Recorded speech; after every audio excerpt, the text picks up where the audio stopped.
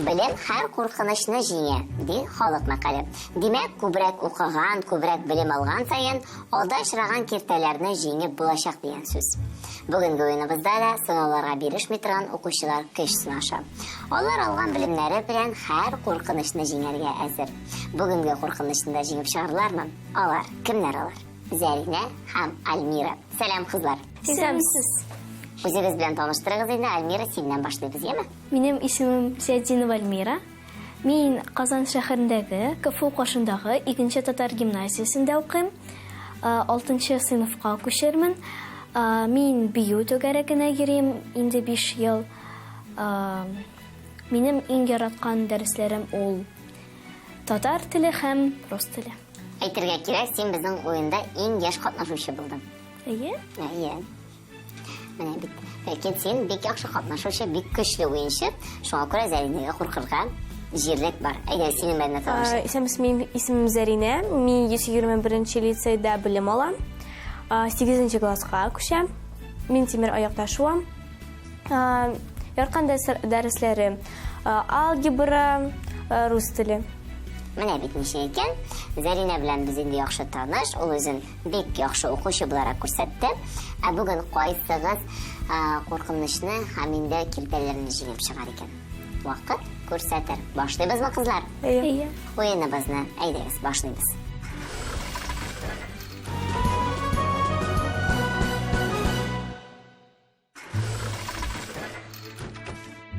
Беренче тур үзгәрешсез калды. Кагыйдәләрне искә төшереп узам.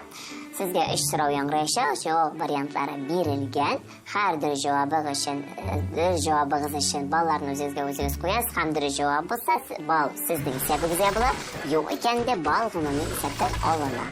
Килештекме? Беренче сорауга күчәбез. Алмашлыклар төркемчәсен билгеләгез.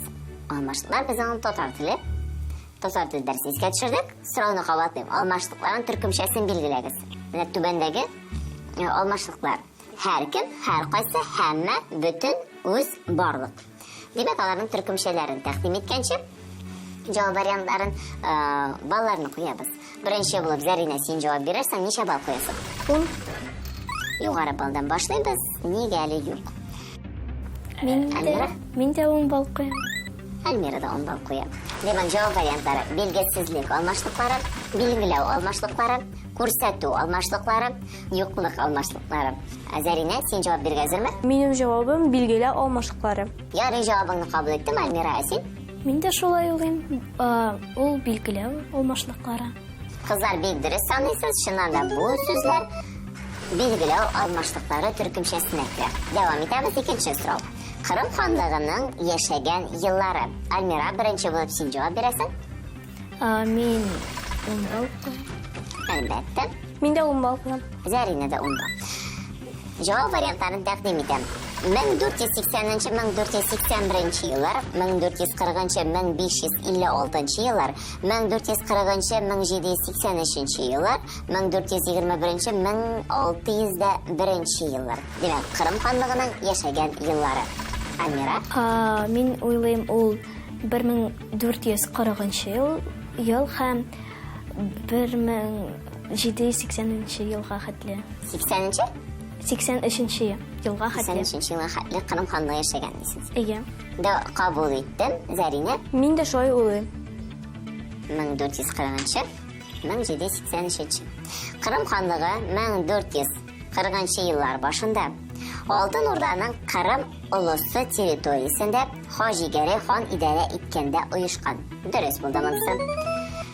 Бу ханлык башка татар дәүләтләренә караганда озынрак гомерле булган һәм бары 1783 елда Екатерина II-нең Кырымны яулагач кына яшәүдән туктаган.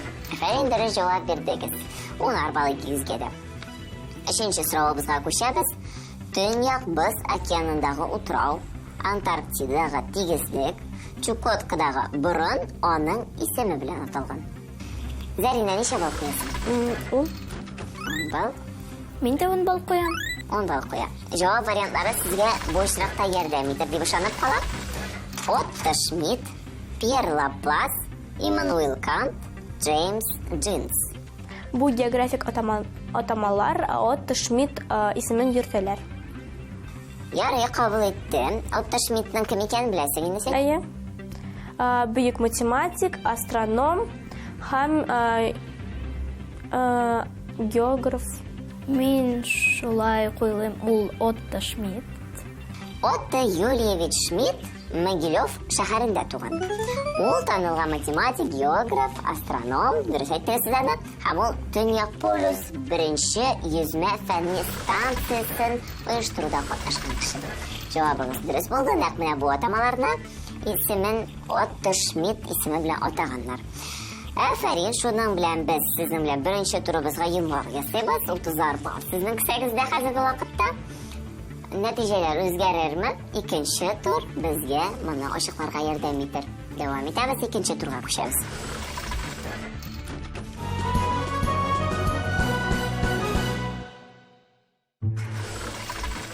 Икенче турыбызда без бүген сезнең белән тезисларны дөресме, юкмы икәнен ачыклаячакбыз. Сезгә башта 6 тезис бирелә.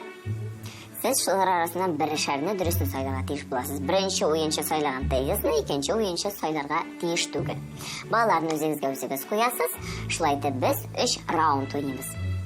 Айдарны аңладыгыз? Димәк, беренче 6 тезисны сезгә тәкъдим итәм. Җирдәге иң зур чүл Африкада урнашкан. Су үсемләр җирдәге иң борынгы үсемлекләр.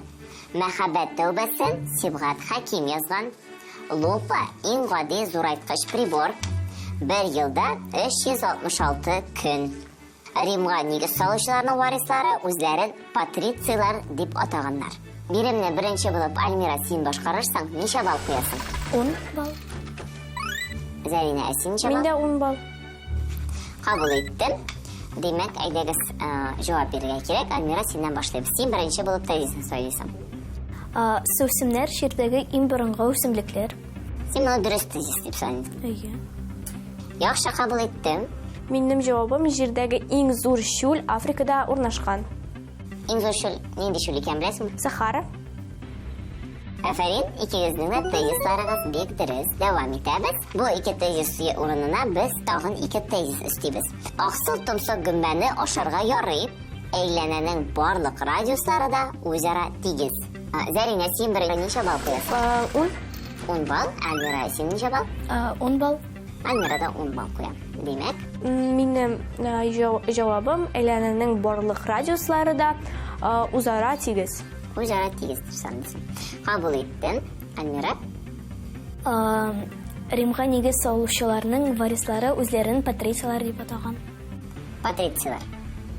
Яхшы, кабул иттем. Икегезнең дә тезислары дөрес. Улар балл икегезгә дә афәрин, бик яхшы барасыз. Сез әйткән 2 тезисны без алабыз һәм алар урынына тагын 2 тезисны истибез. 12нче гасыр уртасында Русь 15 мөстәкыйль князьлеккә һәм җиргә таркала. Россия паспорты 12 яшь тулгач бирелә.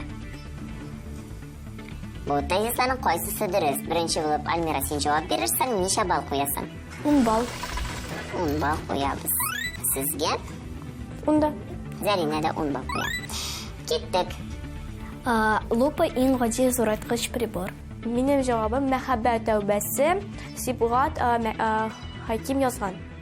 Юк шул. Кызганычка каршы Сибгат Хаким мәхәббәт тәүбәсен язмаган, аны Хади Такташ язган. Син ялгыштың. Менә Лупа иң зурайткыч, иң гади зурайткыч прибор дигәнне тезис дөрес. Югалту, бераз гына югалту булса да, икенче турыбыз шуның белән тәмам. Зарина, кәефең төштеме? Юк. Икенче турда да без сиңа уңышлар телибез. Дәвам итәбез. 3нче турга күчәбез.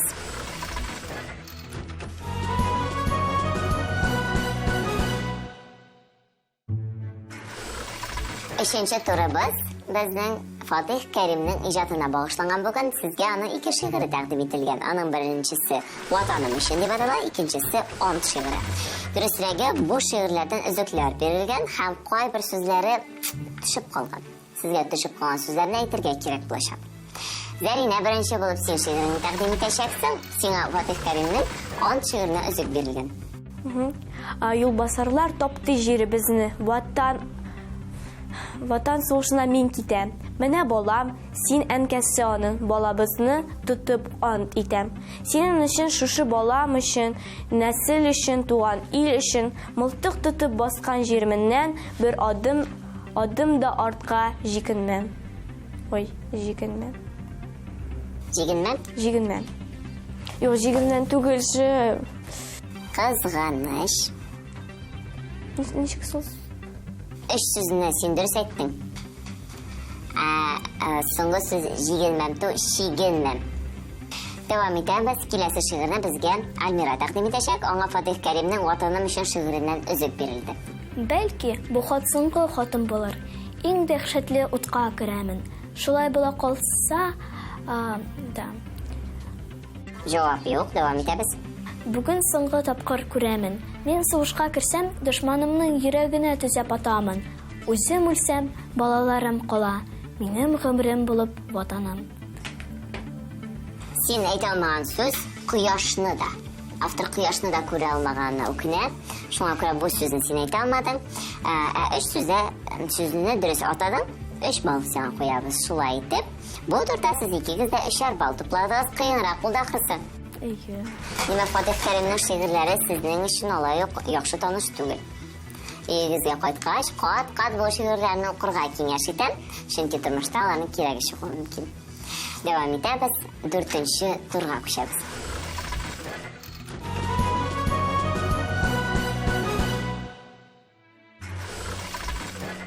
Дүртенче турыбыз безнең хәзер үзгә. Икенче этапта без җиңеп баручы уенчыга, балары күбрәк булган уенчыга теманы сайлау мөмкинлеген тәкъдим итәбез. Бүгенге темалар күлләр, Муса Җәлил иҗаты, Алтын Урда һәм фразеологизмнар. Альмира, син безнең алдарак барасың, шуңа күрә син беренче булып теманы сайлыйсың. Мин Муса Җәлил иҗатын сайлыйм. Муса Җәлил иҗатына тукталырбыз синең белән, Зәринә син? Мин фразеологизмнарны. Яхшы, темалар сайланды. Уеныбызны башлыйбыз. Альмира, синең белән. Альмира, безнең 4нче турда Муса Җәлил иҗатына тукталырга булды. Ни өчен бу теманы сайладың? Минемчә, ул берәр ничек җиңелрәк була дип уйлыйм. Таныш дисең. Әйе, танышрак. Яхшы, мин сиңа хәзер 4 сорау яңгыратам. Һәр сорауга 4 җавап варианты. Сиңа инде дөресен сайларга кирәк булачак. Җавабың дөрес икән, без сиңа 5 бал куябыз ди. Барлыгы бу турда 20 бал эшләп була. Яме? Син әзерме? Башлыйбыз. Муса Җәлил ничә яшендә беренче шигырен язган? Җавап вариантлары 13, 16, 9, 18. Муса Җәлил иң беренче әсәрен 13 яшьтә язган. 13 яшендә. Син хәзер ничә яшь? 12, 11. 11 яшь. Син шигырь язып караган булдымы? Бер тапкыр. Булып чыктымсың? Әйе. Менә бит син 11 яшендә шигырь язып карагансың. Муса 11 яшьләрендә дә шигырь язып карый. Ләкин алар югала. Матбугатта иң беренче булып 13 яшендә язылган Бәхет шигыре басыла. Шуңа күрә 13 яшендә беренче шигырен язган дип исәплибез. Син дөрес җавап бирдең. Хәзер икенче сорауга күчәбез. Кайсы операларның либреттоларын Муса Җәлил язган? Тукай, беренче Факел, икенче вариант Алтын чәч Илдар, өченче вариант Сания эшче, 4нче вариант Зөлхәбирә Кашкын. Икесе дә дөрес булырга тиеш, яме? Алтын чәч һәм Илдар. Алтын чәч һәм Илдар операларына либреттоны Муса Җәлил язган дисең инде син. Әйе. Кашкын, сиңа беренче турында да әйтмим. Кашкын яисә алтын чәч. Ләкин син дөрес җавап бирдең башыңны бутам, чыннан да Алтын чәч белән Илдарны либреттосын Муса Җәлил язган. Дәвам итәбез 3нче сорау. Муса Җәлилнең төрмәдә язылган шигырьләр җыентыгы ничек атала? Бик җиңел сорау. Җавап вариантлары: Моабит дәфтәрләре, Кечкенә дусларга, Барабыз, Иптәшкә. Муса Җәлилнең төрмәдә язган шигырьләр җыентыгы Моабит дәфтәре дип атала. Муса Җәлил үлем җәзасы көтеп торганда да туган илгә, халыкка тирән мәхәббәт белән сугарылган, фашистларга көчле нәфрәтен белдергән шигырьләр язып, аларны үзе ясаган кечкенә дәфтәрләргә теркәп бара. Җәлилнең әсирлектә язган шигырьләре бөтен дөньяга билгеле. Татарстанга аның 2 дәфтәре кайта, аларны бөтен дөньяда Моабит дәфтәрләре дигән исем белән беләләр. Афәрин дә җавап бирдең һәм соңгы сорауыбыз кайсы шигырь Муса Җәлилнеке түгел? Димәк, артык җавап сөйләйбез. 4 җавап варианты: бакчашы, карак песи, тәүфыйклы песи, кашык. Тәүфыйклы песи. Тәүфыйклы песи Муса Җәлилнеке түгел дисең син. Дөрес. Дөрес? Әйе. Бакчашы, карак песи һәм кашык шигырьләр Муса Җәлилнеке, ә менә тәүфыйклы песи Муса Җәлилнеке түгел. Афәрин. Син безнең 4-нче турдан 20 балл топладың һәм автомат рәвештә 3-нче этапка чакырабыз сине. Рәхмәт. Зәринә. Хәлләрең ничек? Әйбәт. Син әзермесең? Әйе. Син безнең фразеологизмна темасын сөйләдең, кыен дип уйлабызсыңмы? Юк, бераз гына. Ләкин син кыенлыктан курыкмыйсың. Юк. Чыннан да тапшыру башына куркынычларны җиңә иң белемле укучылар дигән идек. Син куркынычларны, киртәләрне җиңәргә таба барасың. Син халкың шунда ахрысы. Булыр. Яхшы, әйдәгез, озакка сузмыйбыз, башлыйбыз. Беренче сорау. Фразеологик әйтелмәләр. Димәк, алар нәрсәне аңлата, нәрсә була. Димәк, җавап вариантлары кайсысы дөреслеккә туры килә? Төрле мәгънәне белдерә һәм бер җөмлә кисәге була. Яки бер мәгънәне аңлата һәм төрле җөмлә кисәге була. Өченче төрле вариант: бер генә сүздән төзеләләр. Бер генә сүздән төзеләләр. Дүртенче вариант: бер мәгънәне аңлаталар һәм бер җөмлә кисәге булалар. Фразеолог әйтемнәр минемчә бер мәгънәне аңлаталар һәм җөмләдә бер кисәкчеләр булалар. Җөмлә кисәге, бер җөмлә кисәге була. Яхшы, дөрес җавап бирдең. 5 балл синең сәңдә. Икенче сорау. Кайсы очракта кәкре каенга тирәтте диләр? Җавап вариантлары: алдаганда, тиз эшләгәндә, ярдәм иткәндә, үч алганда. Алдаганда кәкре каенга терәттеләр диләр. Менә кәкре каенга терәтеп китте диләр. Алдаганда чыннан да дөрес булды бу.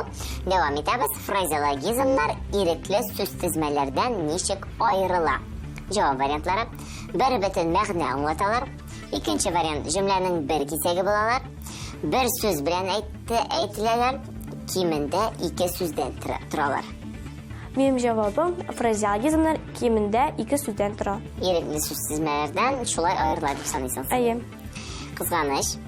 Фразеологизмнар бер сүз белән әйтеләләр. Шуның белән алар 2 ирекле сүз тезмәләрдән аерылып тора. Кай вакытта фразеологизмнар төрле телләрдә бер үк мәгънә белдерәләр, ләкин составлары буенча бер-берсенә туры килмиләр. Алар ничек атала? Диалекталь сүзләр, сүз тезмәләр, идиомалар, неологизмнар. Мин идиомалар дип уйлыйм. Дөрес уйлыйсың, чыннан да бу фразеологизмнар идиомалар дип атала. Афәрин, син безнең 15 балл топладың 4-нче турда. Инде нәтиҗәләрне соңрак белербез. Кызлар, уен бик күңелле булды. Сез бик тырыштыгыз. Инде киләчәктә дә сезгә зурдан-зур уңышлар телим. Укыгыз һәм тагын бер кат укыгыз. Кызыксыныгыз, төрле әйберләр белән, төрле фәннәр белән, олимпиадаларда, бәйгеләрдә катнашыгыз. Бу сезгә тормышта бик кирәк булачак. Мин сезгә уңышлар телим. Сау булыгыз. Сау булыгыз. Бу тапшыруны мин бик яратам, карарга һәм анда катнашырга. Аеруча миңа икенче тур бик ошады, чөнки анда кызык һәм кайбер сораулар бик катлаулы булды. Бу беренче турга караганда бик кызык иде.